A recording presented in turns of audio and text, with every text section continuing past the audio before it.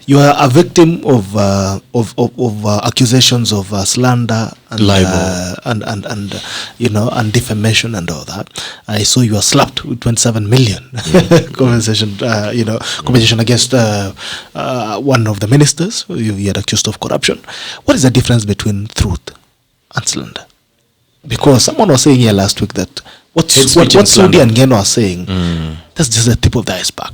The emotions behind it and the grievance behind it is where the real deal is. You might kill these people, but the same pain still remains. It just moves to the next person. The next time it will be Lucia screaming at you, saying the same things. And she does. What's the difference between the truth and slander? A person has a right to defend their reputation.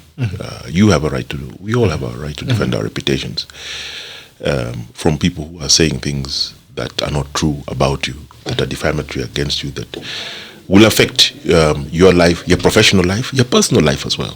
So that is taken. In the political realm, I would argue that the rules are slightly different because. For example, what you say while standing on the floor of Parliament, you cannot be sued for. That is a rule that is in place so that people can speak the truth as they know it. And you're right.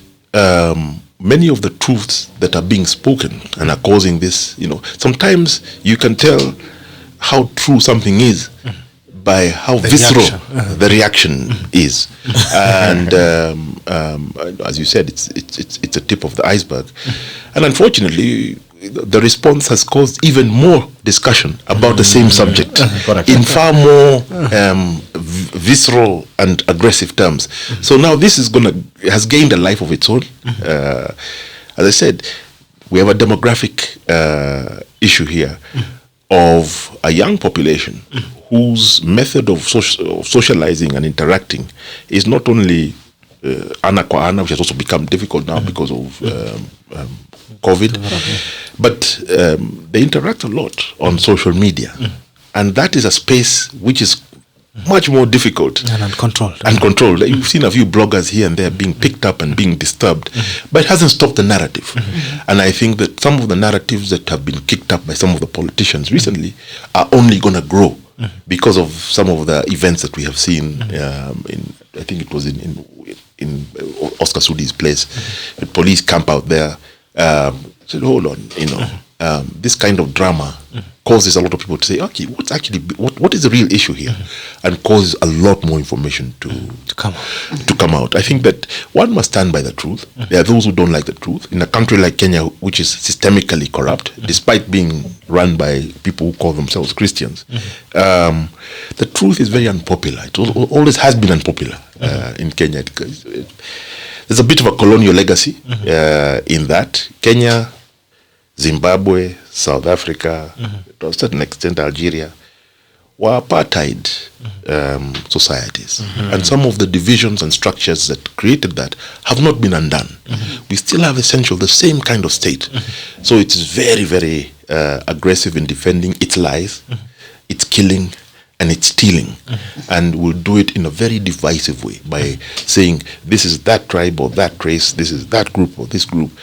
That was the model that was implemented to manage Kenyans, and Kenyans rose up against it. Different communities rose up against it. Whether you talk Mekitilili at the coast, Koitalelas, Arab Somei in the Rift Valley, the Mampao, etc. People resisted this. Also in our cultures, all of us as Africans, the truth was something that was valued. It was valued because society could not function. Our communities, and it's interesting if you look, despite us being very corrupt and having all these problems, I know we are all members of wedding committees. We are all members of funeral committees. We are all members of WhatsApp groups where we are fundraising for our friends. Wanaenda shule, wengine ni wagonjwa, wengine, etc., etc., etc. And one of the interesting things I always observe is that somebody will go into government and steal $1 billion. But you put him on a funeral committee, and the funeral committee, even though we now hear of a few people running away with money, it is fairly rare. Partly because the social sanction that will come to you, if it is heard that Lucia was the chairperson of that fundraising committee after so and so died, na alitoroka hata na shilingi 1,000 alilamba pesa. You are cast. Exactly. Yeah, that's exactly what happened during COVID. You've put it. That's is a funeral committee that they stole stuff. That's a very good way of putting it, and which shows you the extent to which some of the our top people really don't care. My God, that they will strip the clothes off our backs and they'll steal food from the mouths of babies. But those institutions of cultural significance in our society, yes, we are not that quick to steal from them. Exactly. I spent some time in South Sudan, which had its own issues with corruption around especially the oil resources that they were getting in, and sitting with some Nuer elders and talking to them about corruption. I said, and they were very clear. And the communities of South Sudan, they love their cattle. They really love their cattle. A very special relationship with their cattle. And the one thing they told me, they said, and they told me, this thing, corruption. They were asking me now. We hear you deal with the corruption uko Kenya, and you come here to help us now. What is it really? I said, well, think of it as it is just it's a more sophisticated word for theft. Exactly. Mwizi tu is a learned word for theft. Mwizi tu. Yes, yeah. But then you hand it to lawyers, and lawyers give new. It's theft. Let's not cheat ourselves. It's just theft. Correct. So, and these were very clear. They said, if the family across the ridge there are known to be thieves, they steal cattle. They're known to be thieves. And this is different from raiding. It's very, culturally different, but just thieves. My daughter cannot be married by her son from there. That is and it's not negotiable. And it is understood. There's no constitution. There's nothing. It's a social ethical responsibility. Exactly. Those are our norms as a society.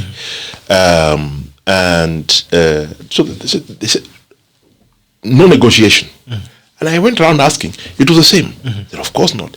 And if you look around our nation, crimes against property are traditionally treated much more harshly than crimes against person. I'll give you an example. If people are living close to each other and one person decides to break into the home of another, they are both not well to do, but they're struggling to survive.